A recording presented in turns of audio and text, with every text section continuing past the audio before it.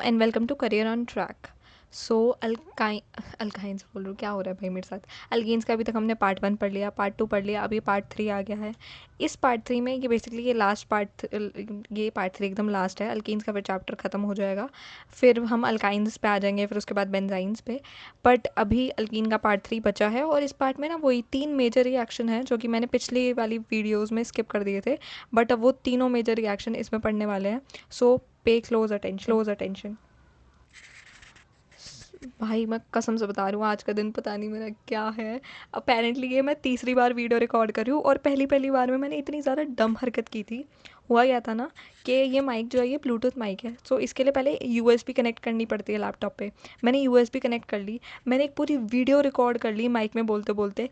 And होता क्या है ना, यूएसबी तो लैपटॉप से कनेक्ट होनी ही चाहिए, पर माइक का बटन भी ऑन करना होता है, क्योंकि एट द एंड ये एक मशीन है। मैं भैंस क्या माइक का बटन ही ऑन करना भूल गई। और अब फिर एक वीडियो की ऐसी तैसी ऐसे हो गई, उसमें पूरी में साउंड ही नहीं थी। फिर दूसरी वीडियो में कभी अलार्म बज रहा है, कभी कुछ हो रहा है, बैकग्राउंड नॉइस हो रही है। आई जस्ट होप ये वीडियो तो से रिकॉर्ड हो जाए। सो हम स्ट्रेट अब टॉपिक पे आ जाएंगे, कुछ इधर उधर की बात नहीं करेंगे, कुछ इधर उधर डिस्ट्रैक्शन में नहीं जाएंगे। फोकस।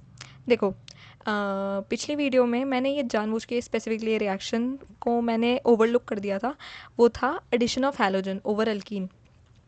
मान लो आपको एक अल्कीन दिया गया है, और अब तक सबको पता चल जाना चाहिए एडिशन रिएक्शन में होता क्या है ना। बेसिकली ये अल्कीन का जो हमें पाई बॉन्ड दिया गया है ये टूटेगा, हाँ जी ये टूटेगा, और फिर जो भी चीज़ आपको इस पर ऐड करवानी है वो आके जुड़ जाएगी, और दोनों कार्बन की वैलेंसी सेटिस्फाई होनी चाहिए। तो अभी हम करवा रहे हैं addition of halogen on alkene. तो हमने हैलोजन के नाम पे हमने लिया है Br2।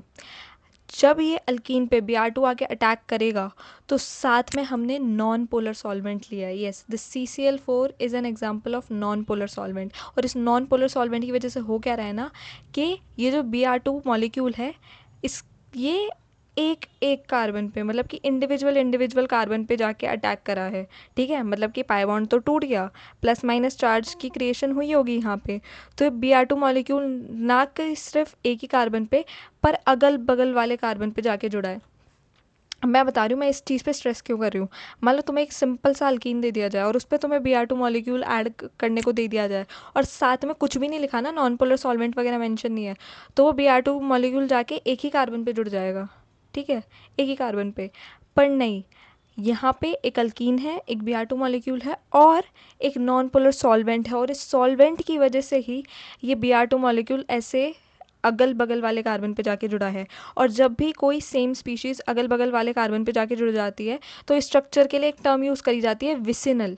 विसिनल, इसको मैं ऐसे याद रखती हूँ कि वहाँ वहाँ वाले कार्बन पे, क्योंकि सेम कार्बन पे नहीं अटैच हो रही ना दोनों चीज़, वहाँ वहाँ वाले कार्बन पे क्या कहते हैं, ब्रोमीन जाके जुड़ा है, तो विसिनल टर्म। और विसिनल के आगे भी एग्जैक्टली मेंशन तो करना है ना कि क्या चीज़ अटैच हुई है, तो विसिनल डाइब्रोमाइड। अब ये देख लो कि इस स्ट्रक्चर का ना आपको आईपीएससी नेम भी पता होना चाहिए, कॉमन नेम भी पता होना चाहिए। क्यों? क्योंकि 12th की एनसीईआरटी में मेंशन है, और जेई में भी क्वेश्चन आ रखा है इसका।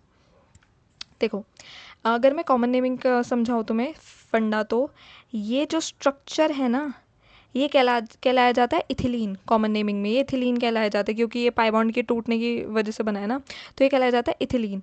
अब इथिलीन पे 2 ब्रोमीन जुड़े हुए हैं, इसलिए इथिलीन डाइब्रोमाइड। और आईपीएससी नेमिंग के तो भाई आप लोग तो चैंपियन हो रखे हो, तो सिंपली ब्रोमीन सब्सटीट्यूएंट है, इसलिए 1,2 dibromo ethane. Simple as that. But इस ओवरऑल रिएक्शन की सिग्निफिकेंस बहुत है। इस रिएक्शन की सिग्निफिकेंस ये है कि ये जब Br2 CCl4 की प्रेजेंस में यूज़ होता है ना, तो इसका कलर होता है ऑरेंज। पर जब रिएक्शन में देखो, रिएक्शन में रिएक्टेंट्स तो रिएक्ट करेंगे, और वो रिएक्ट करके प्रोडक्ट बनाएंगे। जब तो शुरुआत में तो ऑरेंजिश कलर दिखेगा, क्योंकि Br2 CCl4 की प्रेजेंस में है। पर जब प्रोडक्ट की फॉर्मेशन हो जाएगी, तो ये प्रोडक्ट कलरलेस होता है, मतलब कि विजिबल होगा हमें देखना कि ऑरेंज से कलरलेस हो गया। ठीक है, जो भी चीज़ थी, सॉल्यूशन थी, ऑरेंज से कलरलेस हो गया।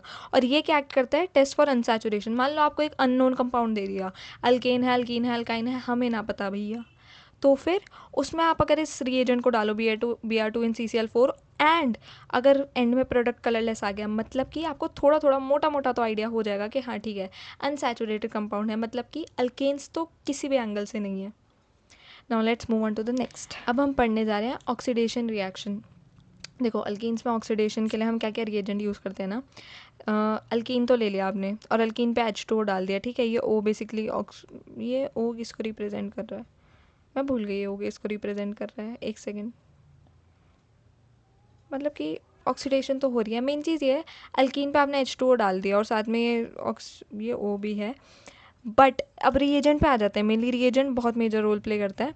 कि मान लो रिएजेंट साथ में आपने लिया है डाइल्यूट KMnO4, डाइल्यूट KMnO4 को यहाँ पे ये वो भी बोला जाता है बेयर्स रिएजेंट, ठीक है। बेयर्स रिएजेंट के लिए एक एक चीज़ पे स्ट्रेस करना कि ये कोल्ड है, ये डाइल्यूट है और एक्वस सॉल्यूशन है। देखो 12th के अभी रिसेंटली नीट में PYQ मैंने देखा था कि 12th में कोई सा ऑर्गेनिक का रिएक्शन होगा, उसमें रिएजेंट की कंडीशन क्या थी कि मतलब कि एक्वस था या अल्कलाइन था, मतलब कि इतना सटीक और प्रिसाइज क्वेश्चन आया हुआ है, ठीक है। तो इसकी एक एक चीज़ पे ध्यान दो कि बेयर्स रिएजेंट क्या है, कोल्ड है, डाइल्यूट है और एक्वस सॉल्यूशन है। सॉल्यूशन में भी कंफ्यूज कर सकते हैं ना, एक्वस है कि अल्कलाइन है। एक्वस सॉल्यूशन है ऑफ पोटेशियम पर magnet. And I am pretty sure 6th class 7th class सब करके आ चुके हैं क्लियर अच्छे मार्क्स से। सो सबको अब तक तो पता ही होगा कि पोटेशियम पर मैग्नेट का कलर होता है पर्पल, पर्पल या फिर डार्क पिंकिश वटेवर, ठीक है। तो इस रिएक्शन में क्या हो रहा है ना, अल्कीन्स जब ऑक्सीडाइज हो जा रही हैं, क्योंकि ये बहुत स्ट्रॉन्ग ऑक्सीडाइजिंग एजेंट होता है KMnO4, तो अल्कीन्स जब ऑक्सीडाइज हो जा रही हैं तो वही यहाँ पे पाई बॉन्ड टूट रहा है और दोनों कार्बन पे अल्कोहलिक ग्रुप आके जुड़ रहा है, ठीक है। तो अल्कीन्स ऑक्सीडाइज तो हो गई, और क्योंकि अगल बगल वाले कार्बन पे आके जुड़ा है तो टर्म क्या यूज़ होगी, विसिनल। और मैंने बोला था नेक्स्ट पार्ट क्या बता रहा है कि कौन सी चीज़ आके जुड़ी है, तो इस स्ट्रक्चर का नाम हो जाएगा विसिनल ग्लाइकॉल या फिर विसिनल डाइऑल, क्योंकि दो अल्कोहलिक ग्रुप्स आगे जुड़े हैं ना। और यहाँ पे IUPAC नेम भी देखना ज़रूरी है, इथेन 1,2 डाइऑल। अब जैसे कुछ बच्चों के साथ क्या होता है ना, थोड़ा बीच बीच में ना ब्रेन लोडिंग पे चला जाता है क्योंकि मतलब कि मेनली ऑर्गेनिक केमिस्ट्री से इंटिमिडेट हो जाते हैं। सो होता क्या है ना कि किसी के मन में अगर सवाल आ रहा हो कि ये डायॉल ये पीछे क्यों लिखा गया वगैरह तो मैं बता दूं, इथेन क्या है, वर्ड रूट है, वर्ड रूट, ठीक है। अल्कोहल यहाँ पे सब्स्टिट्यूएंट कहीं से भी नहीं होगा, वो फंक्शनल ग्रुप होता है, ठीक है। तो इसलिए उसका वर्ड रूट के भी बाद ही मेंशन किया जाएगा। सो इसलिए इथेन 1,2 डायॉल। अगेन इस रिएक्शन को भी हम टेस्ट फॉर अनसैचुरेशन मानते हैं, क्यों, क्योंकि इसमें क्या हो रहा है ना, जब आप बेयर्स रिएजेंट को देखोगे वो पर्पल कलर का होता है, ठीक है। पर यहाँ पे जो प्रोडक्ट बन रहा है ये एकदम कलरलेस होता है। कुछ पिछले रिएक्शन से सिमिलैरिटी दिख रही है, जो रिएजेंट पिछले रिएक्शन में हमने लिया था वो ऑरेंज कलर का था पर प्रोडक्ट कलरलेस था, वैसे ही यहाँ पे भी रिएजेंट जो है वो पर्पल कलर का है पर प्रोडक्ट कलरलेस है। तो ये जब डीकलराइजेशन ऑफ KMnO4 है ना, ये एक्ट करती है एज टेस्ट फॉर अनसैचुरेशन। इसलिए ये भी रिएक्शन बहुत ज़्यादा सिमिलर सा हो जाता है, और इसलिए मैंने सेकंड वाले को और 6th वाले को साथ में कराया कि समझना आसान हो। सो आई होप ये समझ आ गया हो ना। Now let's move on to जो एक्चुअल चीज़ जिससे डरनी चाहिए, ओजोनोलाइसिस। फाइनली अब हम आ गए हैं ओजोनोलाइसिस पे, और ये बहुत ही लोगों के लिए डिफ़िकल्ट, क्योंकि यार ये रिएक्शन मतलब बहुत लोगों को भौचक्का कर देता है कि ये क्या हो रहा है। So let me give you a little bit of summary कि मैं पहले समझा देती हूँ कि इसमें हो क्या रहा है। मतलब कि एक बार के लिए मैं आपको सीधा रिएक्टेंट से प्रोडक्ट्स तक लेके जाऊंगी, वो वाला पार्ट समझाऊंगी, फिर हम एक बार इस इंटरमीडिएट पे आएंगे, ठीक है। क्योंकि एक बार में ना पहली बार में लोग देख के वो ये इंटिमिडेट हो जाते, तो वो समझना ही नहीं चाह रहे होते। तो थोड़ा विस्तार से देखिए समझिए कि ओजोनोलिसिस में क्या हो रहा होता है ना, अल्कीन की ऑक्सीडेशन हो रही है। अब पिछले रिएक्शन में हमने देखा कि अल्कीन जब ऑक्सीडाइज हुआ तो वो अल्कोहल बन गया, ठीक है। मगर ओजोनोलिसिस में क्या होता है ना, अल्कीन जब ऑक्सीडाइज होता है तो वो ऑक्सीडाइज होकर कार्बोनिल कंपाउंड बन जाता है। मतलब कि या तो वो अल्डिहाइड देगा या फिर कीटोन। अब जैसे यहाँ पे इस रिएक्टेंट को देखो, हमने प्रोपीन लिया है, हाँ जी, इन दो कार्बन के बीच में डबल बॉन्ड है, ठीक है। जब आप इसमें ओजोन ऐड करवाएंगे, पहला स्टेप है ओजोन ऐड करवाना, फिर दूसरा स्टेप है जिंक और H2O की प्रेजेंस, ठीक है। जिंक और H2O की प्रेजेंस ज़रूरी है। जब ओजोन ऐड कराया तो कुछ ना कुछ इंटरमीडिएट बना, फिर जब सेकंड स्टेप के गो थ्रू गया ये रिएक्शन, तो हमें क्या हुआ ना कि यहाँ पे डबल बॉन्ड तो टूट गया, ठीक है, डबल बॉन्ड सिंगल बॉन्ड दोनों टूटे हैं यहाँ पे, ठीक है, ये सिग्मा बॉन्ड भी टूटा है, पाई बॉन्ड भी टूटा है। तो अब इस वाले कार्बन की कितनी वैलेंसी खाली है? 2। इस वाले कार्बन की कितनी वैलेंसी खाली है? 2। और ओजोन क्या करेगा ना, ओजोन रिएक्ट करने आ रहा है, तो ओजोन के पास तो ऑक्सीजन ही है ऑफर करने को। तो कार्बन की, इस वाले कार्बन की दोनों वैलेंसी से ऑक्सीजन को जोड़ दो, और वैसे ही इस वाले कार्बन की भी दोनों वैलेंसी से ऑक्सीजन को जोड़ दो। तो आपको क्या होगा ना, आपको ये दो अलग अलग, मुझे पता है ये सुंदर नहीं दिख रहा, बट आई होप समझ में आ गया हो। एक सेकेंड, इस वाले को थोड़ा तमीज़ से बना दूँ। हाँ, क्या इस वाले कार्बन से भी एक ऑक्सीजन को जोड़ दो। है राम, ये वापस से ऐसे कैसे हो सकता है? मान लो ये टूट गया, हमें पता है ये टूट गया, और यहाँ पे एक ऑक्सीजन आके जुड़ गया। ये कार्बन डबल बॉन्ड बना रहा है ऑक्सीजन के साथ, और वैसे ही ये कार्बन भी डबल बॉन्ड बना रहा है ऑक्सीजन के साथ। और क्योंकि ये बॉन्ड पूरा टूट गया, तो अब हमें दो अलग अलग प्रोडक्ट्स मिल गए। एक तो हमें मिल गया इथेनॉल और एक मिल गया मिथेनॉल, और ये दोनों क्या है? अल्डिहाइड। पर अभी अभी मैंने बताया कि ओजोनोलिसिस में क्या हो सकता है ना, अल्कीन से हमें कीटोन भी मिल सकता है, अल्डिहाइड भी मिल सकता है। ये हमें रिएक्टेंट ही ऐसा दिया था कि हमें अल्डिहाइड ही मिल सकते थे, ठीक है। बट कुछ कुछ सिचुएशन में क्या होगा, मान लो कि अगर इस वाले कार्बन पे एक और कोई, कलर चेंज कर लेती हूँ, मान लो इस वाले कार्बन से भी कोई और, अरे हद है भाई, एक सेकेंड, ज़रा सा देख रहे हो कितनी झंझट होती है। मान लो कि इस वाले कार्बन पे यहाँ पे कोई एक कार्बन जुड़ा हुआ हो, मिथाइल ग्रुप जुड़ा हुआ हो, बेसिकली CH। कितना घटिया बना रही हूँ मैं, ओह गॉड, मेरे से ही नहीं देखा जा रहा। CH3। मैं माउस से लिख रही हूँ इसलिए इतना घटिया लिखा जा रहा है, पेंसिल नहीं है अभी, ठीक है। तो मान लो अगर यहाँ पे कोई मिथाइल ग्रुप इसी कार्बन से अटैच है, तो अभी ये कौन सा कार्बन है? ये 3 डिग्री कार्बन हुआ, कि इधर भी कार्बन है, इधर भी कार्बन है, इधर भी डबल बॉन्ड कार्बन से जुड़ा हुआ है। और मैंने जब ये मिथाइल ग्रुप ऐड किया, मतलब कि इमेजिन करना कि हाइड्रोजन यहाँ से चला गया, ठीक है। तो अगर आपको कोई ऐसा एग्जाम्पल दे दिया गया, तब भी क्या होगा ना, तब भी ये पाई बॉन्ड, ये सिग्मा बॉन्ड तो टूट जाएगा, क्योंकि ओजोनोलिसिस की रिएक्शन हो रही है। पर फिर वही चीज़ करनी है कि क्योंकि अब इस वाले कार्बन की 2 वैलेंसी खाली हो गई, तो ऑक्सीजन जुड़ जाएगा, और ऑक्सीजन से ये वो 2 वैलेंसी ये कार्बन पूरी करेगा। तो हमें क्या मिल जाएगा? हमें मिल जाएगा प्रोपेनोन या फिर एसीटोन, ठीक है। सो ऐसा नहीं है कि इस रिएक्शन से सिर्फ अल्डिहाइड या अल्डिहाइड मिलते हैं या फिर सिर्फ कीटोन ही मिलते हैं। सिचुएशन बताती है हमें कि अल्डिहाइड मिलेगा, कीटोन। बट मेन बात यही है कि अल्कीन्स ऑक्सीडाइज हो जाते हैं, और ऑक्सीडाइज होकर कार्बोनिल कंपाउंड बना लेते हैं। अब ओजोनोलिसिस भी ना एक टाइप की नहीं होती, 2 अलग अलग टाइप की होती है। ये जो अभी मैंने आपको दिखाई, ये है रिडक्टिव ओजोनोलिसिस। रिडक्टिव और ऑक्सीडेटिव ओजोनोलिसिस पे मैं अभी आती हूँ, अगली स्लाइड में उसी का एक्सप्लेन कर रही हूँ। बट मेरे को अभी अभी याद है कि मैं इस इंटरमीडिएट के बारे में बताना ही भूल गई। देखो क्या होता है ना, एक बार के लिए सब यहाँ से हटाऊँ अगर मैं, तो ठीक है, वापस से आ जाते हैं। ये ओजोन क्या करता है ना, ये बॉन्ड तो ब्रेक करवा देगा, ठीक है। और फिर ये ऑक्सीजन एक साथ, जैसे बंदी चेन में नहीं होता कि लोग एक दूसरे के हाथ पकड़ते रहते, चेन बड़ी होती जाती है, तो ऐसे ही ये ऑक्सीजन तीनों एक साथ आएंगे, ठीक है, एक दूसरे से जुड़े हुए ऐसे, और फिर अटैक करने की कोशिश करेंगे। पर क्या होता है ना, ये स्ट्रक्चर स्टेबल नहीं होता ऑक्सीजन के, क्योंकि ऑक्सीजन थोड़ा बड़ा एटम है, इनके लोन पेयर एक दूसरे को रिपल्स कर रहे होते हैं, ये स्टेबल बिल्कुल भी नहीं होता। तो इसलिए ये स्ट्रक्चर ऐसा ना बन के फिर इसमें कन्वर्ट हो जाता है। और इस स्ट्रक्चर को क्या कहते हैं, इसको यूजुअली घर जैसा स्ट्रक्चर बोलते हैं, क्योंकि दिखने में घर जैसा है, बट ये होता है ओजोनाइड। ओजोनाइड, ठीक है। अब क्योंकि ये प्रोपीन के मॉलिक्यूल का है, तो इसको बोलेंगे प्रोपीन ओजोनाइड। तो जब सिर्फ ओजोन ऐड हुआ, तो एक इंटरमीडिएट बनेगा विच इज़ ओजोनाइड। फिर जब second step of the reaction में, जो आप सेकेंड स्टेप के रिएजेंट्स डालोगे, तब जाके हमें फाइनल प्रोडक्ट मिलेगा। अब ये तो ऑब्वियसली जैसे कि मैंने बोला था, अगली स्लाइड पे हम टाइप्स ऑफ ओजोनोलिसिस पढ़ने वाले हैं। तो देखो यहाँ पे स्पेसिफिकली मैंने लिखा है सबसे पहले रिडक्टिव ओजोनोलिसिस। ये कुछ नहीं है, पिछला वाला एग्जांपल के थ्रू ही मैं दोबारा समझा देती हूँ। देखो बात सारी ना रिएजेंट्स की है कि आप कौन सा रिएजेंट इस्तेमाल कर रहे हो ड्यूरिंग द रिएक्शन। आपको एक अल्कीन दे दिया गया, ये मत सोचना सिर्फ प्रोपीन पे ही होता है ये रिएक्शन, नहीं नहीं नहीं। आप बस इमेजिन करो कि आपको एक अल्कीन दे दिया, ठीक है, कोई सा भी अल्कीन दे दिया। क्योंकि रिएक्शन ओजोनोलिसिस है, तो पहले स्टेप में ऑब्वियसली ओजोन ऐड होगा, जो कि हो रहा है। बट बात अब सारी डिपेंड करती है second step of the reaction में। यहाँ पे जिंक प्लस H2O का इस्तेमाल है, इसलिए प्रोडक्ट जो बना वो अल्डिहाइड बन गया।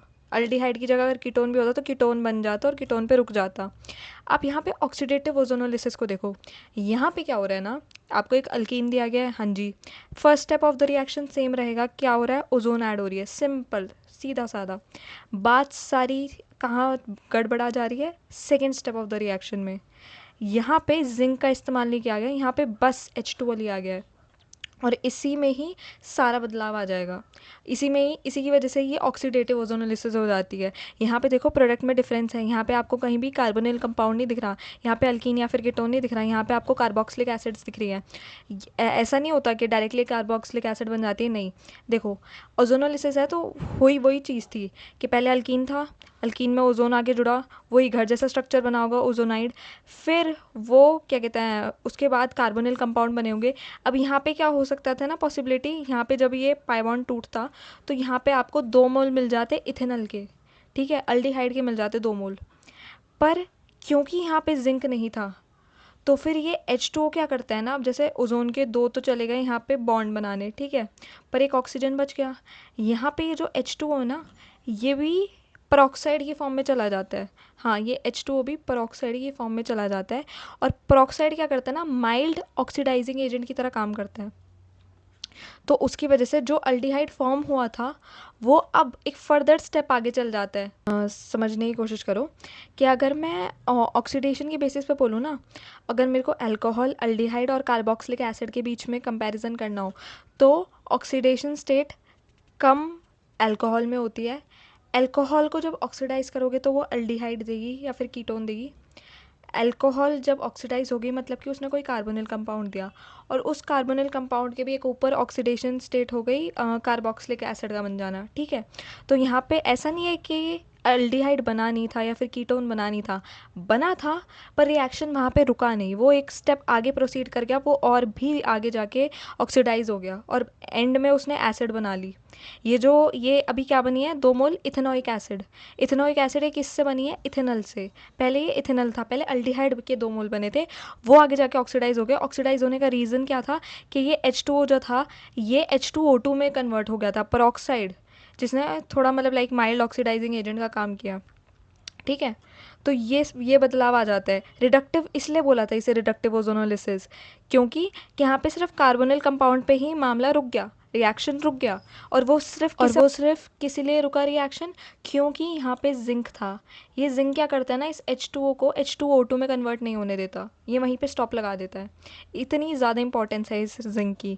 मतलब कि जब जिंक प्रेजेंट है तो ये जोर लगाएगा, ये दम लगाएगा और H2O को H2O2 में कन्वर्ट नहीं होने देगा, ठीक है। इसलिए जो रिएक्शन प्रोसीड होगा वो होगा रिडक्टिव ओजोनोलिसिस, कि हमें अल्कीन से शांति से कोई कार्बोनिल कंपाउंड मिल रहा है, या तो अल्डिहाइड या फिर कीटोन, सिचुएशन के हिसाब से। मगर अगर आपने ओजोन लिया है, H2O लिया है, यहाँ पे कुछ जोर लगाने वाला नहीं दिख रहा मुझे, यहाँ पे कुछ रोकने वाला नहीं दिख रहा इनको, तो ये फिर भाई ये आगे सर्कस चलाएंगे। ये सिर्फ अल्डिहाइड पे नहीं रोकेंगे, ये एक स्टेप आगे जाएंगे और ऑक्सीडाइज करेंगे और फाइनली हमें कार्बोक्सिलिक एसिड देखने को मिलेगी। आई होप ये समझ में आ गया हो। और एंड में मैंने शायद एक क्वेश्चन और लिया है जेई का, मोस्ट प्रॉबेबली कहाँ है, ये रहा जेई का question. So, ozonolysis followed by treatment with zinc H2O of cis-2-butene gives cis-2-butene है। और हाँ, जेई में ऐसे ही रिएक्शन आ सकते हैं, तो मतलब मैं देखो मेरी आइडियोलॉजी ऐसी है, तो मुश्किल क्वेश्चन पहले कर लो, जब तुमसे मुश्किल भी क्वेश्चन हो ही जाएंगे सॉल्व, तो फिर इजी क्वेश्चंस में तो बाय लक या बाय चांस तुम कॉन्फिडेंस से जाओगे कि भाई इससे मुश्किल मुश्किल सॉल्व किया तो ये क्या चीज़ है। तो वही, अब यहाँ पे क्या है, यहाँ पे बाकायदा पहले बता दिया जिंक और H2 का इस्तेमाल किया, मतलब कि दिमाग में पहली चीज़ जो आनी चाहिए कि रिडक्टिव ओजोनोलिसिस है, ठीक है। और फिर सिस्टोब्यूटीन, इन्होंने स्ट्रक्चर भी बनाया नहीं है, सीधा आपको बोला है कि बनाओ।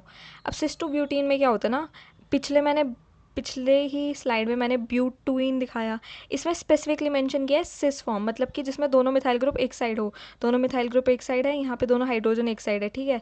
इसमें जब पहले ओजोन डालोगे तो फिर क्या होगा, वही ये पाई बॉन्ड और सिग्मा बॉन्ड टूटेगा, ये पाई बॉन्ड और सिग्मा बॉन्ड टूटेगा और घर जैसा स्ट्रक्चर बनेगा।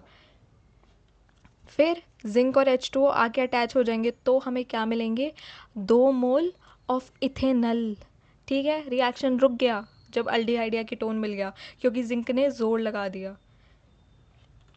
आई रियली रियली होप आपको ये समझ में आ गया हो, एंड अगर समझ में आया है so please hit like button, share, subscribe, and thank you so much for watching.